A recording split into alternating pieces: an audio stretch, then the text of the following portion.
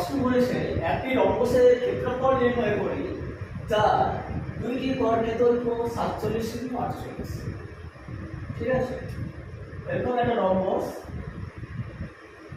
যার দুটো কর্ণের দৈর্ঘ্য বলেছে 47 সেমি আর 48।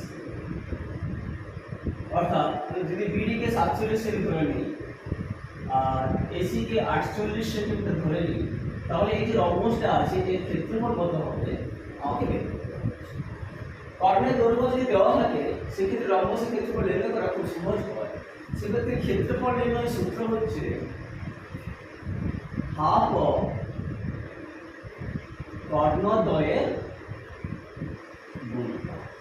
হাফ অফ কর্ণদ্বয়ের সূত্রের হাফ নিয়ে নিলাম গুণিত কর্ণদ্বয় কত হচ্ছে 47 গুণিতক 48। কর্ণদ্বয়ের গুণফল বলেছে, তাহলে কত 47 গুণিতক 48। ইউনিট কি আছে? ইউনিট আছে সেমিতে, তাহলে এখানে এসে যাবে কি বর্গ সেমি। এখানে বর্গ একক লিখে দিই, বর্গ একক। তাহলে এখানে ইউনিট কি লিখবো? বর্গ সেমি। সেমি দেওয়া আছে, এবার কাটাকাটি করি।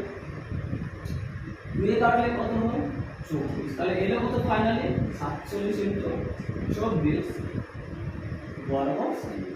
এবার 47 কে 24 দিয়ে গুণ করলে কত হয় 4 7 48 এর 8 17 2 তাহলে 16 8 188 47 গুণ 94 আর 8 4 12 ধরে 9 10 11 সমান কত হলো 1128 বর্গ।